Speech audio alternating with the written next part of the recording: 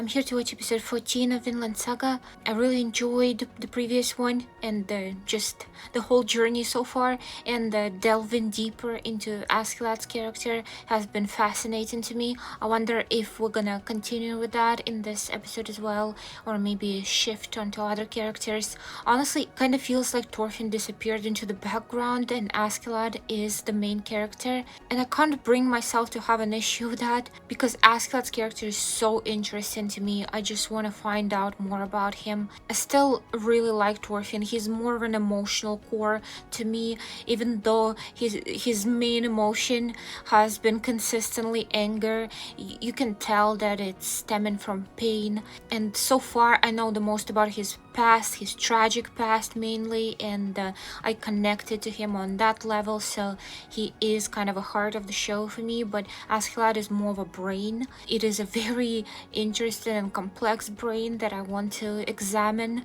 as much as I can, so if this anime continues giving it to me, I will be happy with it. I think I'm gonna go ahead and watch it.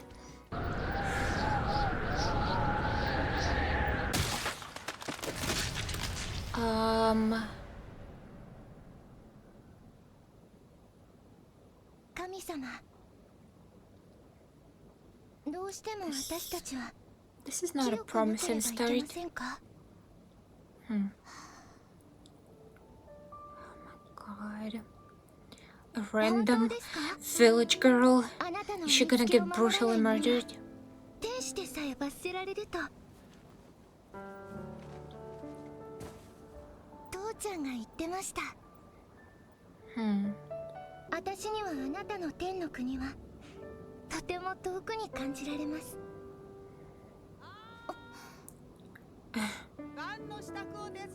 She looked like she got caught doing something wrong. And she was talking about sinning and stuff. What did she do?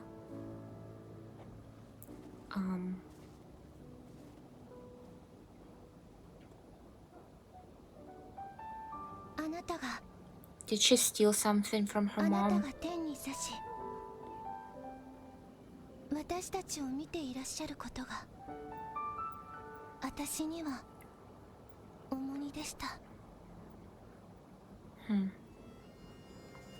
Yeah, I don't know. That is strangely peaceful and because of it, ominous beginning to the episode. Peace does not last in this show. I missed the first intro. I am excited for everything that this intro is hinting at though. And this fight looks cool.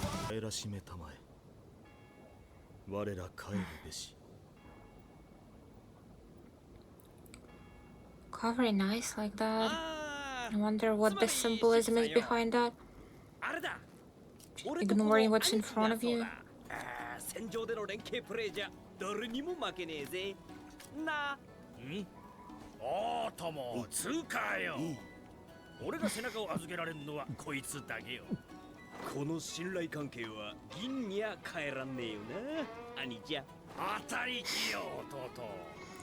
Oh my god.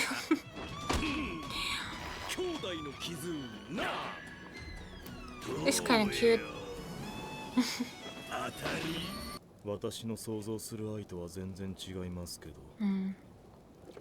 They're still curious about love.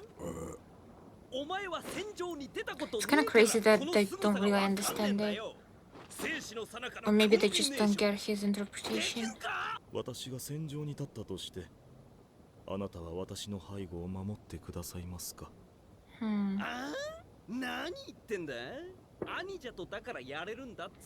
Is he implying that you're supposed to love everyone equally the way that God does?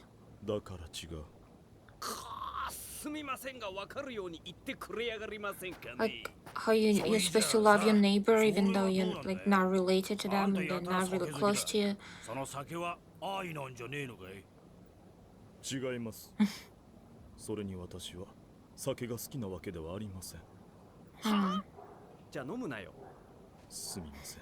Does it help him deal with stuff and ignore stuff and close, like cover the eyes, like that statue?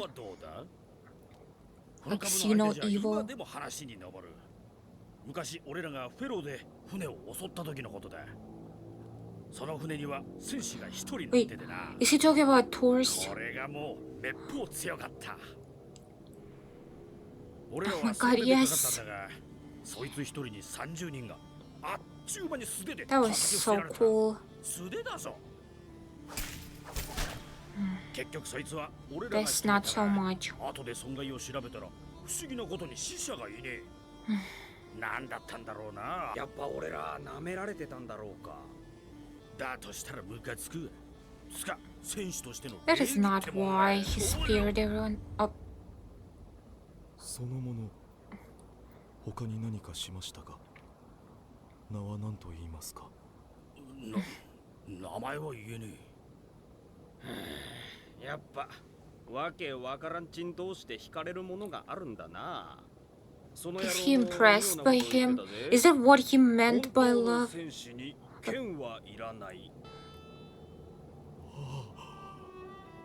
Does he see like sparing your enemies as a way to show love to people in general? なんなんだよ坊主よ。今のは当たりか愛か。He's really moved by that.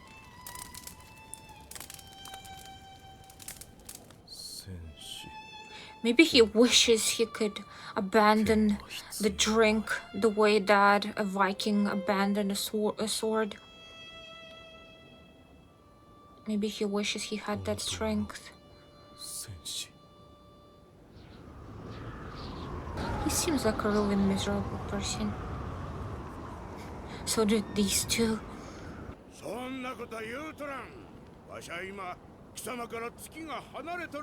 Uh-oh.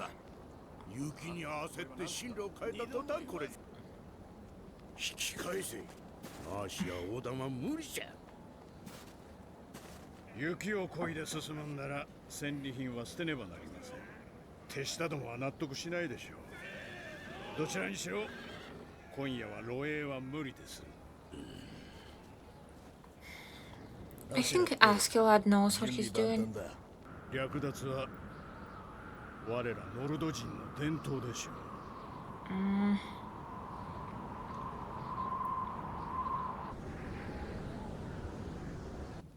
天に弱します我らの父よ。私たちの日ごとの Interesting detail on the hands in this 私たち episode. が罪人を許すように私たちの罪 It's を like お許しください。 hard-working hands. 誘惑に合わせず悪よりお救いください。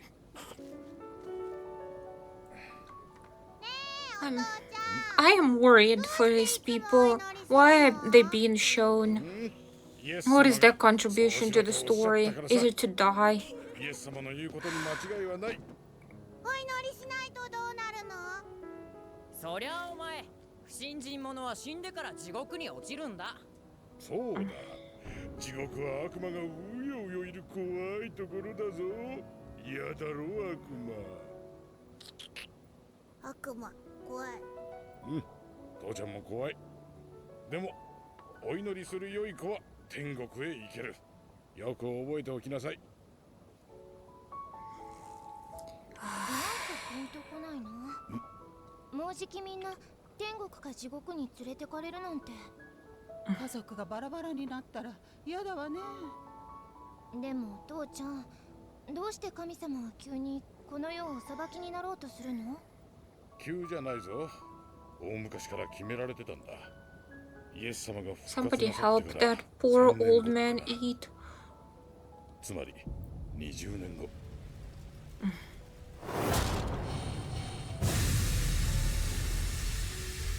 神様のお裁きで悪党はみんな地獄行きだ。俺知ってる。 Oh my 悪 god. 党は天おお、あいつら超悪。 Oh god, is this a dark premonition? ご存知だったんだろうな。いいか、お前たちはイエス様の言いつけをおしっこ。 She's being shady. Is he having doubts about her faith? 悪魔怖いよ。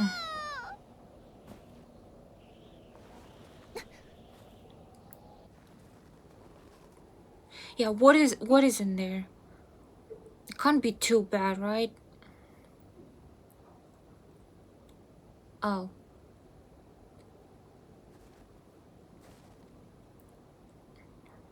Is it her mom's or でも素 something? 敵。いくらするんだろうこの指輪。今からでもお金払ったら神様は許してくれる Oh, かしら。 she stole it from like the market. きっとあれは悪魔が誘惑したんだわ。 I would not risk it. I'm clumsy as hell. I would get caught. Then I wouldn't be able to run away. 私みたいな悪い子はきっと裁きの日に地獄へ落ちるんだわ。 Really? Over such a small thing? Come on. きっと家族の中で私だけ。 But I guess in her family they teach that even just not even praying is enough to go to hell. They're really exaggerated.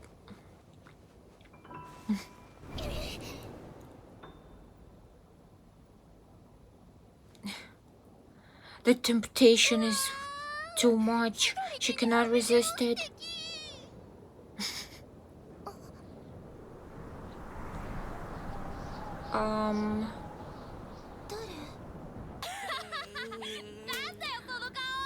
This whole episode is making me uneasy.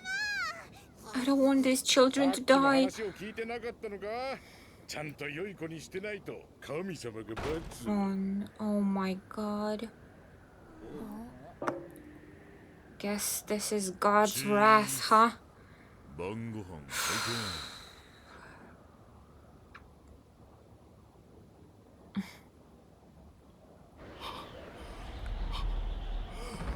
Oh god. He can't cover his eyes on this. He cannot just get drunk and forget he's actually trying to intervene. Good on him. But unfortunately, it's not really helpful.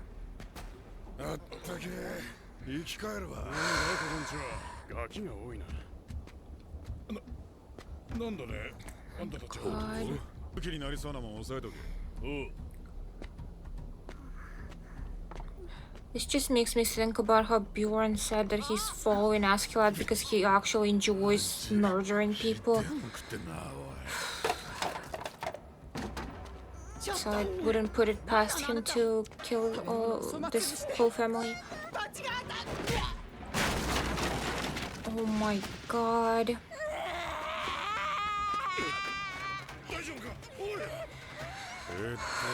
なんだっけイングランド語で食い物全部ああそう食い物全部出せ殺すぞ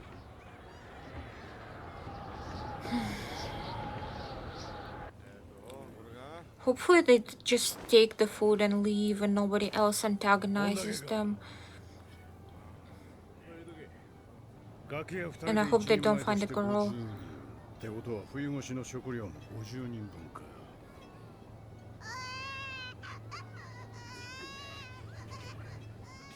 This would be terrifying.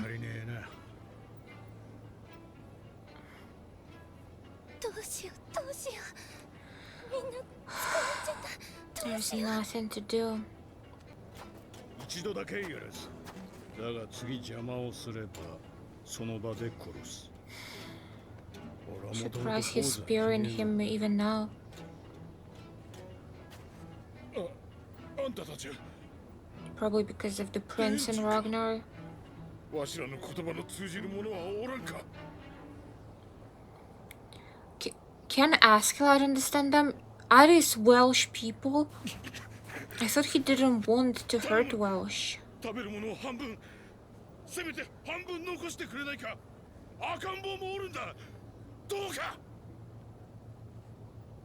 赤ん坊かそりゃ大変だなあんた方のことは考えてあるよ冬越しの心配はしなくていい本当にか本当さ I don't love the sound of that. 来年ももう冬越しの心配はいらん Oh my god. あんた方を苦労から解放してやる That shot with the axe from the beginning. Oh my god. I don't want to watch this. I hope they don't make it 生か very しておいて graphic. もこいつらに食わす飯はねえ。一人でも脱走されたら敵地の真ん中でもたついてることをチクられる。そいつはいただけねえ。どうだ、穴は掘れたか。おお、詰めれば62人入るぜ。アシェラット、この者たちはキリスト教徒だ。だからなんすか。王子殿下の御ためにはこれが最善ですよ。はい、他に質問のある方は。 Interesting that Canute is not protesting. ないね。よし、そんじゃやろうぜ。 Like so far everyone who believes in Christ did, but not him.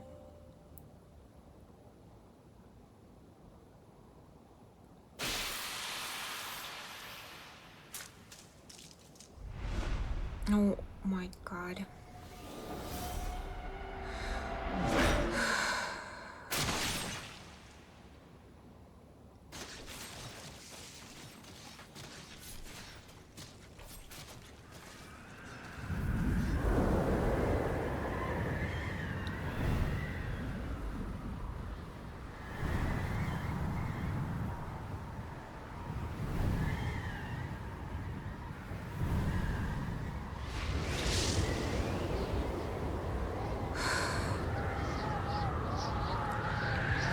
I think somehow catching just the glimpses was more, I don't know, impactful than if they showed a brutal scene of the murder fully. Actually, I don't know, maybe that would have been probably worse. I don't know. The close-ups on the eyes were also effective.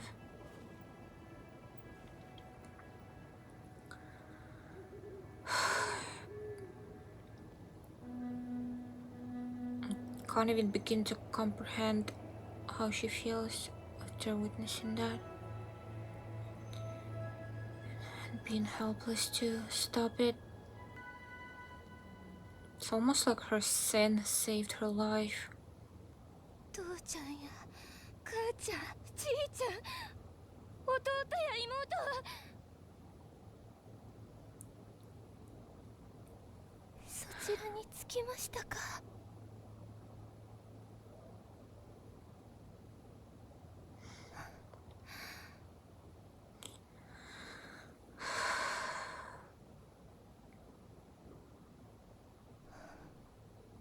やっぱり私のことはお召しにならないのですね。 Does she blame herself for what happened to them? だって私ドキドキしてるんだもの。あんなにも悪い人たちがいるなんて、あんなにもあなたの罰を恐れない人たちがいるなんて。指輪を盗んだあの瞬間みたいに私は今ドキドキしてるの。 Is she saying that what she did feels like so small in comparison? Oh my god. Did she die? This is beautiful.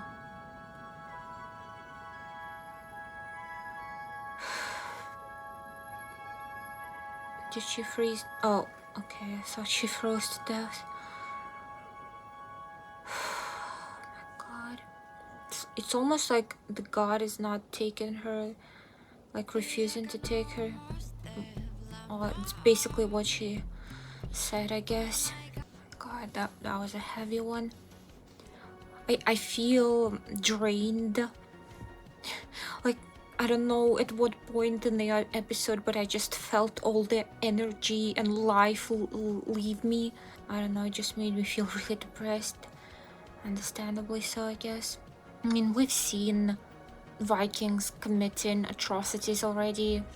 Again, more catching glimpses than really delving into it, and here it was like that as well, but I felt like it was more personal in a way, more visceral, because we got to know the family a little bit. It wasn't just characters that were briefly shown in the moment of a massacre. It was people that lived regular lives and clearly loved each other and seemed to be good people, trying to be good, trying to follow the rules of God. It humanized them, it made them relatable, allowed you to put yourself in their shoes, and then they got brutally butchered, including little children. That's just despicable. I guess that was a really effective way to show how horrible the Vikings are, like this dark side of them. If it didn't sink in before, then it did now. Also with how I was literally talking about how much Askeladd fascinates me, how much I enjoy him as a character, it's like, here is my reminder that he's not actually the hero of the stories. He's not the protagonist. He's not a good guy, and even though he's still very much interesting and I still really enjoy him, it is nice to be disillusioned, not to idealize someone, and it adds complexity to the character, honestly. But it makes me wonder if there is anything redeemable to him at this point. Is this enough for me to consider him redeemable? I'm not sure. I guess in real life I would have firmly said yes, but I don't know, maybe I'm being a hypocrite here, because I think if it was real life I would say yes, he is irredeemable at this point. Of course, while you're just watching fiction, your morals are more flexible, or at least mine are. I can't really make excuses for him and say that, oh, he had to survive and have his men survive too, so they had to take the food and those people would have died without it. No. The real reason was that he didn't want them to go and tell on them, to spread the rumor for it to reach Thorhild. That was the real reason, because if it's implied that they could have told somebody, it means that there was a way for them to escape that hunger. They were not stuck there in a way that they couldn't possibly get out and reach further civilization and there, I don't know, seek some sort of aid, maybe help around, find a job, and be able to pull through the winter. It was feasible, it wasn't impossible. So yeah, it was definitely not a strange way to show mercy on his part. It was brutal and it was self-serving. I don't know if the end justifies the means here. I don't know exactly what his goal is still and how beneficial it would be for anyone besides him.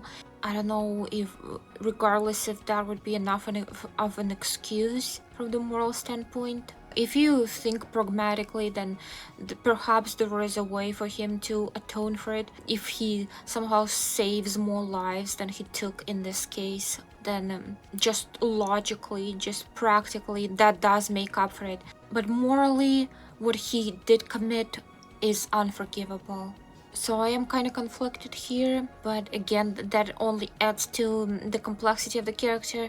Going back to that girl, Anne, I think her name was, it's interesting that she wasn't talking about how she thinks that her loved ones were punished, or at least that she wasn't taken to heaven with them because of her sin. She emphasized specifically that she thinks that God doesn't want her because her heart was racing. To me, it seems like she was implying that in a way she was relieved to see people that bad, because like I said, it made her feel like what she did was so small in comparison. So I think maybe on some level she did experience that relief, and then ironically that became a bigger sin than what she did before. I also really like the beginning with the priest and continuing that conversation about love, more Vikings showing interest in it and asking him more questions about it. Those brothers are kind of sweet together. Their bond is indeed admirable. I'm not absolutely sure I understand the priest's view on love, but if it is what I think, that it should be equal, then I don't really get it personally, because I think it's in human nature to have preferences and to prioritize. I think it has a lot to do with how fleeting our life is. We do have to prioritize. We do need to put more emphasis on certain things.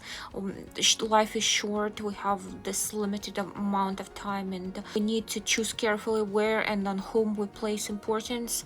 We can't really spread thin through everything, and I think it's natural to forge bonds through experiences and familiarity by relating to each other on a human level. I just don't think you can do that with every single person without knowing them at all, and I don't even think you should. I don't think it's healthy, but at the same time, it was admittedly respectful the way that Thors acted, how he avoided killing everyone, and how he protected those he cared about with his life. But at the same time, he did die. He died, he left his family, he left his son, who ended up in this position where he's turned into this wild beast, being constantly abused by everyone around him, and just raised as an animal, and taking lives left and right, and having literally no emotional response to innocent people being murdered. You just have to ask, is it really worth it? I guess to Thors it was, but after seeing what has happened to Thorfinn, would he do it again? I feel like he still would, but if you weigh lives on a scale, a bunch of murderers, Vikings and pirates who just go around pillaging and killing and raping and robbing places, you can even argue that by killing them you would do the world a favor, you would save lives. And then on the other side of the scales is Thors' son, Thorfinn, that innocent child whose innocence has been stolen forever, and then now he's this murderer machine. Again, was it worth it? I feel like it isn't. I would not make that choice, but he did. But definitely really different people when it comes to our morals and what we consider to be right and wrong and acceptable and unacceptable. But I can assume some moral high ground here in a way by saying that the fate of that innocent child and all the lives that could have been saved if those Vikings died, that those things are more important. I can say that, I can argue that point, but in the end I think I have no right to say that, because even in this situation, if I was in a blizzard with people I care about or people that were important to something that I cared about deeply, then I would sacrifice others to save myself and those people and to achieve my goal, I think. So when I talk about how I think it's right to prioritize innocent lives over corrupted lives, so to speak, I guess there I feel like I'm being more objective. But when it comes to just the matter of survival, then it stops mattering to me who's corrupted, who's innocent, because I will prioritize my personal survival as well as the survival of those I care about. It is inherently selfish. I don't think I would be able to kill children though, but also I don't think any of us truly knows what we would do if we were in a situation where we are on the brink of death and it's like life or death situation and you need to fight for it. I don't know, because that kind of survival scenario can really change somebody. You really don't know what you are capable of until you're in that moment, in those circumstances. People killed people they cared about before just to survive. People ate other people just to pull through starvation and stuff like that. It's just when you're really pushed into the corner, you can do things that you never even thought that you would be able to do. And it is morbid and it's also fascinating. But yeah, pretty rough episode, but really made me think about ethics and morals and who's a good guy, who's a bad guy, and whether it even matters when you really want to just see another day and have those that you love see the sun come up again and again. It's just this love for everyone, the way that God supposedly loves everyone, and love of somebody who forged a unique bond, familial bond, the bond between friends or lovers. I feel like those things are contradictory in a way, and this episode and the show in general really portrays that. It's almost like there is this sacrifice aspect, sacrifice of yourself and what you love and who you love for the sake of everyone, for the sake of the world and just humanity in general. Is it heroic? Do people do that because it's heroic? Do people do that because they think it's the right thing? Do people do that because it makes them feel good? Do people do that because they can't possibly live without doing it? It's definitely interesting to me to to explore different types of moral codes and the way that people interpret different things, that like even love, you can just at first think it's a pretty straightforward concept, but no, there's still a conversation there to have. There are still opposing side views that are even clashing, as I mentioned, so it's really interesting. This was a great episode. I really enjoyed it. I think that the show really shifted tonally in this one. It never got this serious. It was great though. It really shows how truly this shines. The character work, the story, both of those get really strong in these episodes that are devoid of any fighting or even plotting. It was just almost a little side story in their quest, and it was really impactful. Even though it was hard to watch, I'm glad that this happened. It really fleshed out the characters more. Again, not really added but emphasized another side of Askeladd, his cruelty, his ruthlessness, the way that he operates, victory by all means. But it was clear that he was not enjoying it though. He was not taking pleasure in it. Like I mentioned that Bjorn actually enjoys killing, and there was something devious and menacing about him. It felt like he was kind of reveling in what was happening, or maybe I was imagining because I know what I know about him. I'm not sure, but with Askeladd, it definitely looked like he was kind of mentally separated from it and definitely not taking joy in it. But in the end, he still did it. He still participated. So what does it matter? Does it really matter if somebody enjoys murdering you, if the outcome is still the same and you're still fucking dead? I always say that intention is everything. Intention matters the most. But at some point, when you cross the line so much, when you commit such atrocity that it is basically unforgivable, then maybe intent doesn't even matter at that point. Every time I'm trying to like kind of wrap this up, I start thinking about different things and I start talking more. But yeah, it's pretty late, so I should probably stop this video, but I will keep thinking about this after I'm done recording, that's for sure. I will keep contemplating. This episode is gonna linger with me. I enjoyed it. It made my heart race, as Anne said. I hope you enjoyed this reaction. If you did, like and subscribe if you haven't already, and maybe leave a comment. Thank you for watching, but for now, bye.